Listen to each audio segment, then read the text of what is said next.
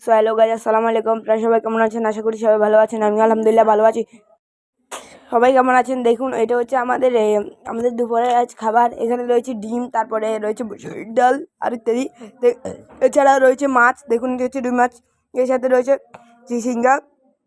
কার কার favourite চিচিঙ্গা অবশ্যই comment করবেন। আমার তো বেশ প্রিয়। দেখুন, তার সাথে রয়েছে এরকম মরিচ। তো কার কার মরিচ প্রিয় অবশ্যই কমেন্টে জানাবেন। দেখুন, just wow. Tata, bye bye, আসসালামু আলাইকুম। সবাই সুস্থ থাকবেন।